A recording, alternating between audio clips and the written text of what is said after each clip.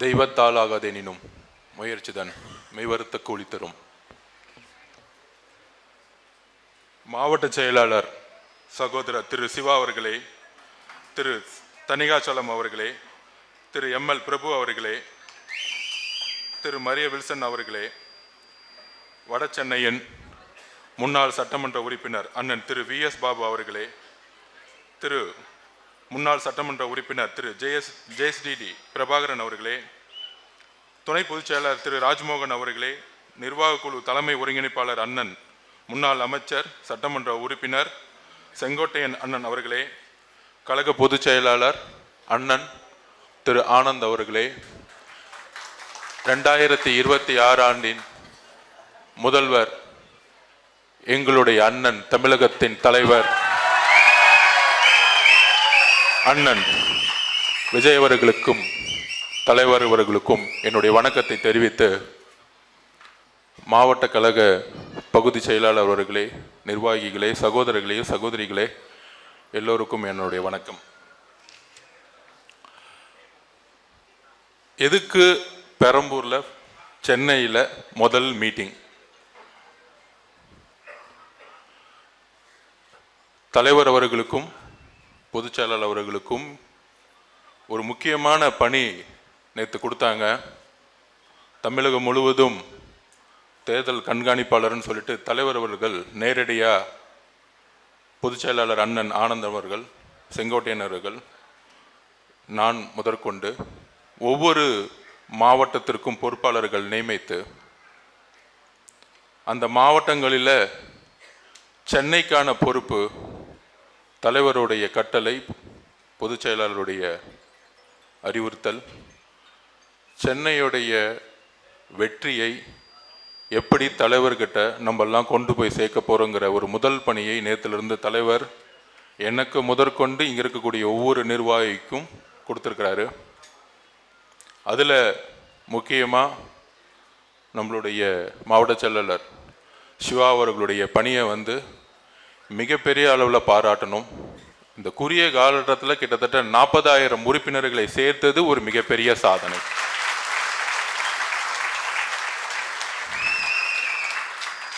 எந்த விதமான பொருளாதார பின்புலம் இல்லை. அண்ணன் சொன்ன மாதிரி ஆட்டோ ஓட்டுநர் கூட இங்கே மாவட்ட செயலாளர். நமக்குள்ள சாதி கிடையாது, மதம் கிடையாது, ஆண் பெண்கின்ற பிரிவு கிடையாது. அப்படி ஒரு அழகான கட்சி. ஏன் முதல்ல பெரம்பூரில் மீட்டிங் அப்படின்னு பத்திரிகையாளர்களுக்கும் சரி மக்களுக்கும் சரி நேற்று அனௌன்ஸ் பண்ணாங்க. ஏன் கூட்டம்? அண்ணன் நான் அதிகமாக படம் பார்த்ததில்ல, ஒரே ஒரு படம் தான் பார்த்தேன், அந்த ஸ்போர்ட்ஸ் மூவி. இப்போ கூட சொன்னார் பிகில். பிகிலில் ஒரு கேரக்டர் பிடிக்குமே, என்ன கேரக்டர் உங்களுக்கு? அவ்வளோதான், அதுக்கு தான் வரேன். அதில் ஒரு பாட்டு பாடிக்கிட்டு காரில் அமைதியாக போவோம், கரெக்டாக அமைதியாக போயிட்டுருக்கோம். அப்போ அந்த டிரைவர் அண்ணா சொல்லுவார், அண்ணா நம்ம ஆளுங்கள்லாம் அடிச்சிட்டாங்கண்ணா, நம்ம ஏரியாவிலே அடிச்சிட்டாங்கண்ணா அப்படின்னு சொல்லும்போது அப்போ சொல்லுவார், வண்டி அவங்க இடத்துக்கே ஓட்டு.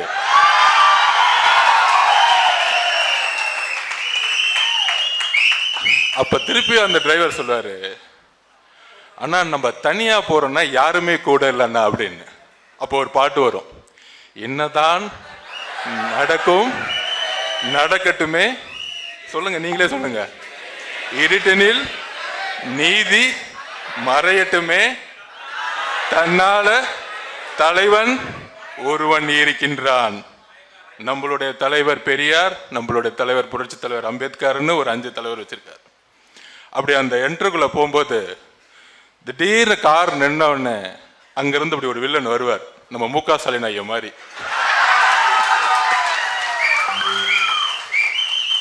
பக்கத்துல ஒரு புள்ள நிற்கும், இப்ப இருக்க புள்ள மாதிரி.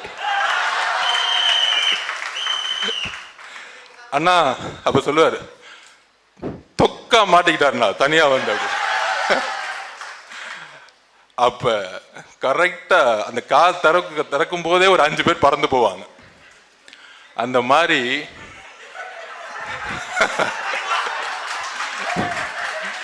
நம்ம நம்ம துறைமுகத்தில் அமைதியா பிரச்சாரம் பண்ணிட்டு இருந்தோம். நம்ம பாட்டிக்கு வீடு வீடா போய், எப்பொழுது என்னுடைய தங்கை கர்ப்பிணி பைய வயிற்றுல கை வச்சாங்களோ அன்னைக்கே முடிவு பண்ணிட்டார் தலைவர் முதல்ல வட சென்னையில இறங்கணும்னு.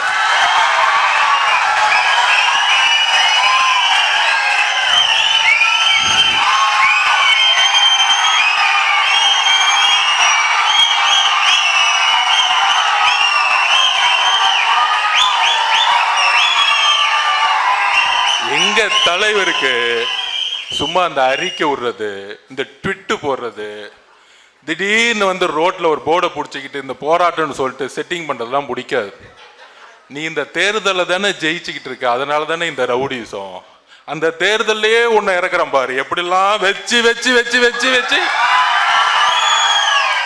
மக்களை ஓட்டு போட வச்சு, தப்பா நினைச்சுக்காதீங்க, மக்களை ஓட்டு போட வச்சு உங்களுக்கெல்லாம் ரிட்டையர்மெண்ட் கொடுத்து உங்களுக்கெல்லாம் எந்த ஜெயில் வாழ்க்கையை பார்க்க வைக்கணுமோ அங்கேயே உங்களை நிரந்தரமா அனுப்புறதுக்கு முடிவு எடுத்துட்டார்.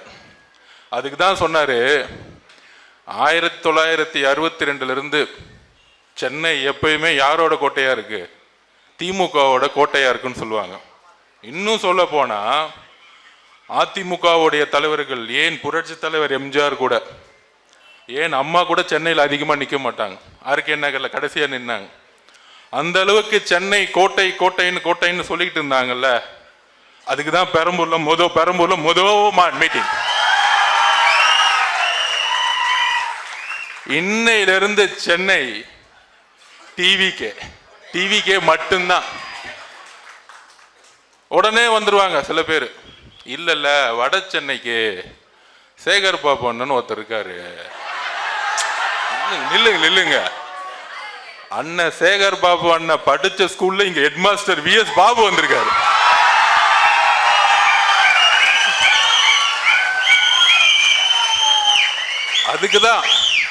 அதுக்குதான் நம்ம தலைவர் இறக்கிட்டே இருக்காரு. நீ எதெல்லாம் கையில் எடுப்பியோ, அண்ணன் பேசும்போது பாருங்க, வட சென்னையோட பாச பேச ஆரம்பிச்சாரு. நமக்கெல்லாம் அந்த பாச புரியாது. பொதுச்செயலாளர் பாச சொன்னாங்க, நீங்க உத்தரவு கொடுன்னு நான் பாத்துக்கிறேன்னா சேகர் பாபனுக்கு புரியும், பாத்துக்கிறேன்னா என்ன மீனிங் அப்படின்னு. நம்ம அறவழியில தான் போறோம். நீங்க எந்த பொருள் எடுக்கிறீங்களோ அதே பொருள் எடுக்கிறதுக்கு நம்ம VS பாபனுக்கு தெரியும். ஏன்னா வட சென்னைனாலே ஒரு தவறான கண்ணோட்டத்தை திமுக உருவாகிருச்சு. வட சென்னை மக்கள்னாலே ஒரு அன்பு மிகுந்த பாசம் மிகுந்த ஒரு மக்கள். அப்படி ஓடி வரும்போதே கட்டி பிடிப்பாங்க. இங்க ஜாதி இல்ல, மதம் இல்ல, எல்லாம் தொழிலாளிகள், எல்லாம் உழைப்பாளிகள். அதனால திமுக எப்பயுமே இந்த பிரிச்சு விடுற வேலை எல்லாம் இங்க செய்ய முடியாது. ஆனா அந்த வட சென்னை வேலை எப்படி இருக்கு இன்னைக்கு? எல்லாமே மேக்சிமம் சேரிகள். மழை பெஞ்சா வெளியே வர முடியாது, பஸ் ஸ்டாண்டு கிடையாது, ஒரு காலேஜ் கிடையாது, ஒரு மருத்துவமனைக்குள்ள போக முடியாது. மழை பெஞ்சிச்சு 70க்குள்ள, உடனே கலைஞர் ஓடி வந்தார் வேட்டி தூக்கிட்டு. நானும் உங்கள ஒரு ஆள் தான். எங்கிருந்து? கோபாலபுரத்துல இருந்து ஓடி வருவார். நம்மளும் என்ன நம்பணும்? ஆமாம்மா, நமக்காக முதலமைச்சர் ஓடி வராரு வட சென்னையை நோக்கி வேட்டி கட்டிக்கிட்டு. சரி போச்சு, நமக்காக நம்பணும். திருப்பி 2010 அவருடைய மகன் வந்தார், ஸ்டாலின் வந்தாரு, அவரும் வேட்டி கட்டினாரு. 21 வந்துச்சு, வேட்டியில இருந்து என்ன பண்ணிட்டாங்க? ஓகே, புரிஞ்சுக்கிட்டேன். கரெக்டா ஷூட்டிங்லாம் போட்டு கேமராலாம் போட்டு ஒரு கோட் ஷூட் போட்டு வந்துட்டார். சரி, அவர் தான் வந்தான்னு பார்த்தா அவர் பையன் வந்துட்டார். அதுக்கப்புறம் அவர் டிஷர்ட்டை போட்டு என்ன பண்ணிட்டு இருந்தாருன்னா, ஏதோ ஒரு கம்ப்யூட்டர் ரூம்ல உட்காந்துட்டு கம்ப்யூட்டர் டைப் பண்ணிட்டு இருக்காரு. ஆனா அந்த கேமராக்காரன் என்ன பண்ணிட்டான், அவர் என்ன டைப் பண்றாருன்னு வெளியே காமிச்சிட்டான். அந்த கம்ப்யூட்டர் ஆனே ஆகல.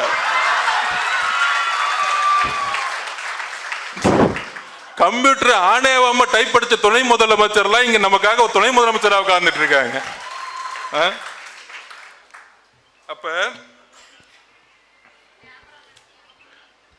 வரேங்க.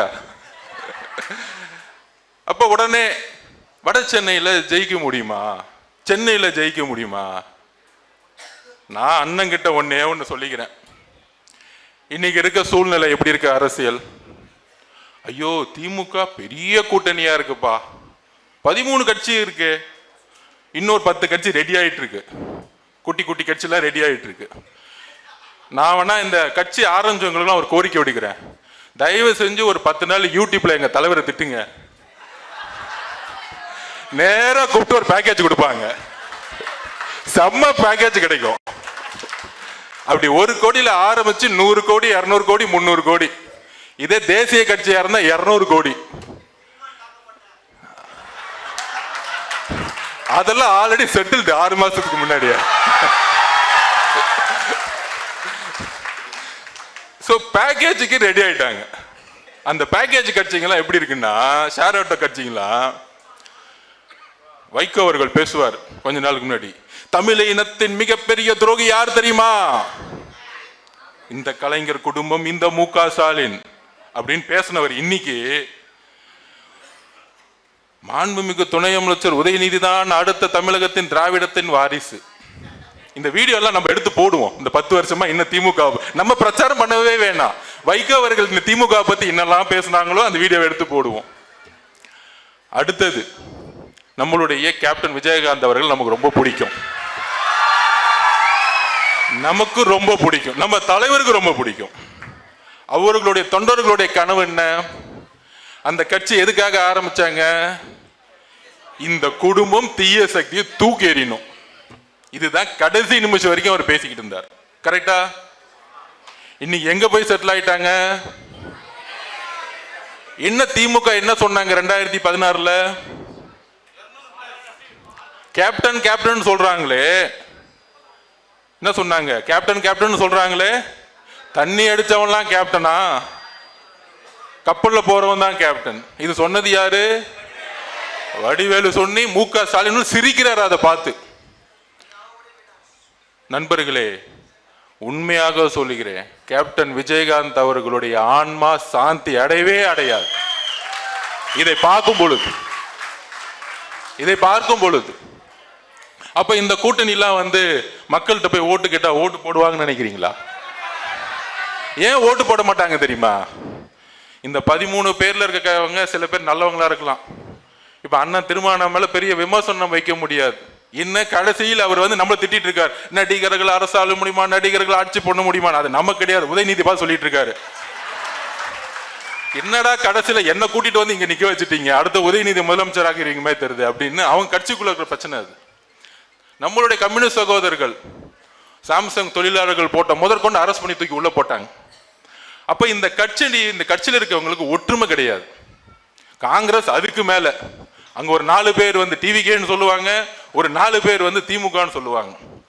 அப்ப கட்சிக்குள்ள ஒற்றுமை கிடையாது. அங்க இருக்கக்கூடிய தொண்டர்கள், நேத்து கூட ஒரு அதிமுக மாவட்ட செயலாளர் என்கிட்ட பேசினார். இப்ப கரண்ட் இருக்கிறவர், ஒரு 8 வயசு பொண்ணு, சரி 8ஆம் கிளாஸ் படிக்கிற பொண்ணு பேசிட்டு இருக்கும்போது அவங்க அப்பா சொன்னாராம், அம்மா ஜனநாயகன் படம் ரிலீஸ் ஆகல.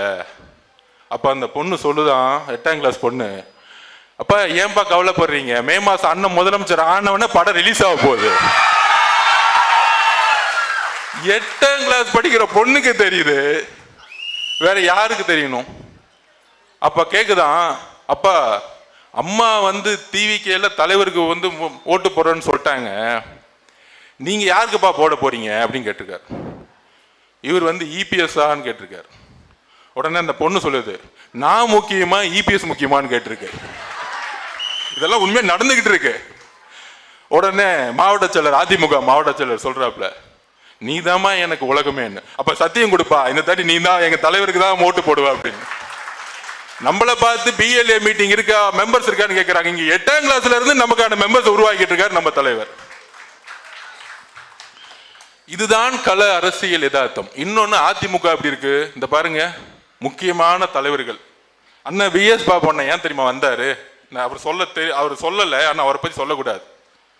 அதிமுகவுடைய கரண்ட் மாவட்ட செயலர் அவர், அங்கிருந்து வெளியே ரிசைன் பண்ணிட்டு வர்றாரு. எதுக்குன்னா கொளத்தூர் தொகுதியில கடினமா ஒர்க் பண்ணியிருக்காரு 6 மாசம். கடினமா அங்க பூத் லெவல் மீட்டிங் போடுறது, பகுதி மீட்டிங் போடுறதுன்னு பயங்கரமா மீட்டிங் போட்டு அங்கிருந்து ஆர்கே சுத்திட்டு வந்திருக்காரு. திடீர்னு தலைமையில இருந்து ஒரு கால், இல்லைண்ணே கொஞ்சம் கொளத்தூர் பக்கம் போவாதீங்கண்ணே. அவருக்கு புரியல, ஏன் கொளத்தூர் பக்கம் போகக்கூடாது, அதுதான் திமுக அதிமுக செட்டிங். ஏன் முதலமைச்சர் அவர் கொளத்தூருக்குள்ள போனா என்ன, முதலமைச்சருக்கு ஓட்டு கம்மியாயிடும். அந்த ஒரு செகண்ட்ல ரிசைன் பண்ணிட்டு கடைசியில் என்னையும் பொதுச்செயலாளரையும் பார்த்தார். அண்ணே நான் வரத்துக்கு ரெடி, 40 வருஷமா மாவட்ட செயலாளர், ஒருங்கிணைந்த வட மாவட்ட சென்னையுடைய மாவட்ட செயலாளர் எம்எல்ஏவா இருந்துட்டேன். ஒன்னே ஒன்று, திமுகவோட நீங்க ஏதாச்சும் காம்ப்ரமைஸ் பண்ணுவீங்களான்னு கேட்டார். எங்க தலைவர் டெல்லியிலே காம்ப்ரமைஸ் பண்ணல, திமுக தீய சக்தியை எம்ஜிஆருக்கு அப்புறம் அழிக்க வந்தவர், இங்க எந்த காம்ப்ரமைஸ் பண்ணல, ஃப்ரீயா வாங்கன்னு பொதுச்செயலாளர் சொன்னார். அடுத்த செகண்டே வந்துட்டார், வேற எந்த எதிர்பார்ப்பும் கிடையாது. அதுக்குதான் சொன்னேன், அண்ணன் சேகர் பாபு அண்ணன் வெயிட்டிங், அடுத்தது உங்களுக்கு அவரை ஃபேஸ் பண்ணுங்க. அதிமுக இன்னைக்கு எப்படி இருக்குன்னா, சட்டசபையில் பாருங்க, சட்டசபை நடந்துட்டே இருக்கு, விவசாய பட்ஜெட் போயிட்டு இருக்கு. அதுல முதலமைச்சர் துணை முதலமைச்சர் தூங்கிட்டு இருந்தார், அதை விட்டுருங்க, அது பாட்டிக்கு அவர் தூங்கிட்டு இருக்கட்டும் ஓரமா. நேத்து ஓபிஎஸ் அணியோடைய சட்டமன்ற உறுப்பினர் பேசுறார். என்ன பேசுறாரு தெரியுங்களா? புரட்சி தலைவர் அம்மா, புரட்சி தலைவி அம்மா, புரட்சி தலைவர் எம்ஜிஆருடைய வழியில திமுக திருப்பி ஆட்சிக்கு வரணுமா? என்ன ஒரு அநியாயம். அடுத்த ஓபிஎஸ் விக்கெட் ரெடி ஆயிட்டு இருக்கு. அப்ப எந்த அளவிற்கு ஒருத்தர் ஓபிஎஸ் இந்த பக்கம் திமுக பக்கம் போறார், முன்னாள் முதலமைச்சர், இன்னொருத்தர் டெல்லி பக்கம் செட்டில் ஆயிட்டார். எந்த அளவிற்கு களம் நமக்கு ஓப்பனா இருக்கு பாருங்க. நீங்க நினைக்கலாம் 13 கட்சி, இந்த பக்கம் 10 கட்சி, எல்லாமே பொருந்தாத கட்சி. அதிமுக கூட்டணி கட்சியில் இருக்கவங்களே அவர் முதலமைச்சர் வேட்பாளர் சொல்றதுக்கு வாய் வர மாட்டேங்குது. பிஜேபி இருக்கவங்க சொல்றதுக்கே வாய் வர மாட்டேங்குது. திமுக பொருந்தாத கூட்டணி. எப்பையும் தேர்தல் ஒரு தலைவரை நோக்கி தான் தேர்தலே இருக்கும். ஒரு ஸ்ட்ராங் லீடர். 2 தலைவருக்கு 75 வயசு ஆயிருச்சு, நம்ம தலைவருக்கு 51 52 வயசு தான். அடுத்த 40 வருஷம் ஆளக்கூடிய ஒரே தலைவர் நம்மள தான் அடுத்த தமிழ்நாட்டில். முக்கியமான இன்னொரு பிரச்சனை இருக்கு. இந்த வட சென்னையில அண்ணன் கிட்ட ஒரு தீர்மானம் நிறைவேற்றணும்னு நினைக்கிறேன். தலைவருடைய மைண்ட் எப்படின்னா, பேசும்போது ஒன்று சொல்லுவார், எப்பயாச்சும் கேட்போம், அண்ணா நீங்களாம் தொகுதின்னா எங்கன்னா நிற்பீங்க அப்படின்னு அண்ணன்ட்ட கேட்போம். அண்ணன் சொல்லுவார், எங்க வறுமை அதிகமாக இருக்கோ, எங்க ஏழ்மை அதிகமாக இருக்கோ, எங்க இளைஞர்களுக்கு வேலை கிடைக்கலையோ, எங்க பெண்கள் படிக்க முடியலையோ, எந்த இடத்துல சேரிகள் அதிகமாக இருக்கோ, எந்த இடத்துல குடிப்பழக்கமும் ட்ரக்ஸும் அதிகமாக இருக்கோ, எந்த இடத்தில் வளர்ச்சி இல்லையோ, அந்த இடத்துல நான் உறுப்பினராகி அந்த இடத்தை ஒரு சிங்கப்பூர் மாதிரி மாற்றணும்னு சொல்லுவார். அப்ப இந்த சென்னையில் அதிகமான வறுமை வட சென்னையில் இருக்கு. ஏன் இருக்கு? சென்னைனாலே வட சென்னையில் ரவுடிசம் யாரால உருவாக்கப்பட்டது? திமுகனால தன்னுடைய தேர்தல் வேலைகளுக்காக அந்த உருவாக்கினார்கள். ஆனால் நம்மளுடைய தலைவர் வளர்ச்சியை மட்டும்தான் நீங்க உருவாக்குவார். அப்ப நான் ஒரே ஒரு அண்ணன் கிட்ட சொல்றேன், அடுத்தது அண்ணன் தான் பேச போறாரு, நான் தீர்மானம் நிறைவேற்றலாம், அவர் இந்த தீர்மானத்தை வழிமொழிவார்னு நினைக்கிறேன். உங்க முன்னாடி சிவா அண்ணன் முன்னாடியும் நான் கேட்டுக்கிறேன், சென்னை ஒருங்கிணைந்த கண்காணிப்பு குழுவா போடும்போது உங்க சார்பா ஒண்ணு தீர்மானம் போடலாமா?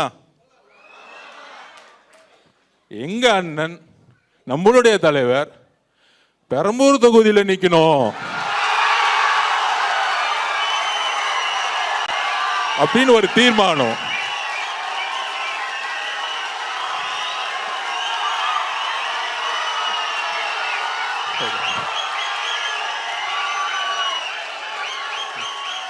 அதே மாதிரி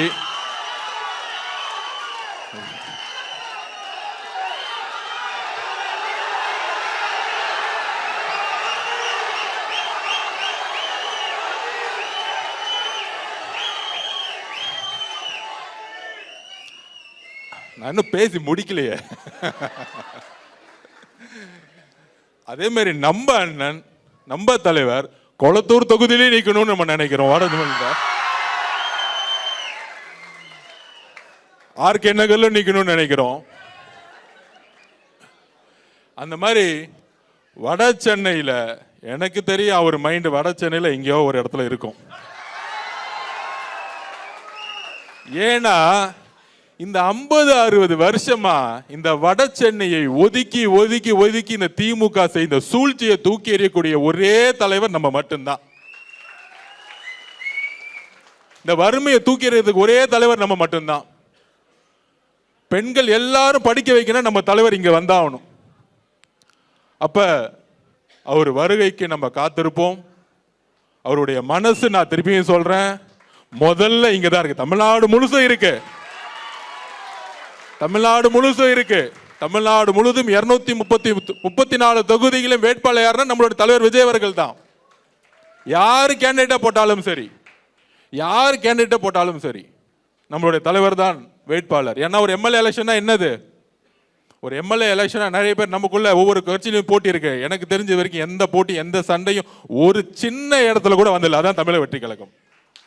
அதுதான் தலைவர் உருவாக்கின கடமை, கண்ணியம், கட்டுப்பாடு. தலைவர் யார சொல்றாரோ எல்லாரும் சேர்ந்து வேலை பார்க்கணும். ஏன்னா ஒவ்வொரு தொகுதியிலும் எம்எல்ஏ உருவாக்குறது ஒரு பவர் கிடையாது. ஒவ்வொருத்தரும் வெற்றி பெறுவது யாருக்காக? அவரை முதலமைச்சராக ஆக்குவதற்காக. அப்ப நமக்கு அந்த தியாகத்தை செய்யறதுக்கு நம்ம ரெடியா இருக்கணும். யார வேணா அண்ணன் போடட்டும், அது புதுசா வந்தவங்களா இருக்கலாம், விஎம்ஏல இருந்து வந்தவங்களா இருக்கலாம், யார் வேணா இருக்கட்டும், நமக்குள்ள இருக்க ஒரே குறிக்கோள் என்ன? தலைவர் முதலமைச்சர் ஆகணும். அப்ப சொல்லக்கூடியவர் அண்ணன் சொன்ன மாதிரி, விஸ்வானா சொன்ன மாதிரி, இந்த 60 நாட்கள் 24 மணி நேரம் வேலை செய்யணும். 24 மணி நேரம் வேலை செய்யணும். அதுக்கு எல்லாம் உங்களோட சேர்ந்து வேலை செய்யறதுக்கு நாங்க வந்திருக்கோம். உங்களோட சேர்ந்து, உங்களோட இணைந்து, நைட்டு உங்களோட நைட்டு பகல் உங்களோட தூங்கி, இதுக்கு தான் நாங்க எல்லாரும் இங்க வந்திருக்கோம். ஸோ இதை நம்ம 60 நாள் கரெக்டா இருந்து சென்னையில் இருக்க 16 தொகுதியும் நாம் வெல்ல வேண்டும். 16 தொகுதியும் தமிழ்நாடு முழுவதும் சைவர்கள் கூட பிரச்சாரம். ஒரு நல்ல விஷயம் பாருங்க, சிவாவோட லக்கு பாருங்க, பெரம்பூர்ல இருந்து ஆரம்பிக்கப்பட்டுருச்சு. இங்க இருந்து பொதுச்செயலாளர் கரெக்டா நோட்ஸ் போட்டார். அதை எதுக்காக போட்டாருன்னு தெரியல அண்ணன். எனக்கு தெரிஞ்சு ஏதோ ஒரு பிளேஸை சூஸ் பண்ணிட்டாரு.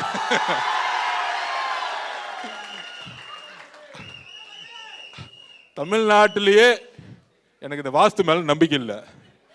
ஆனா இங்க இருந்து ஆரம்பிச்ச சென்ட் ஜார்ஜ் கோட்டைக்கு போயிடலாம் எனக்கு நம்பிக்கை இருக்கு.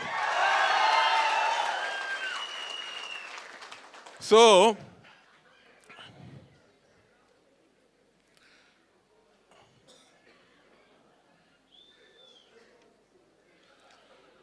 தீர்மானம் சொல்லிட்டோம்.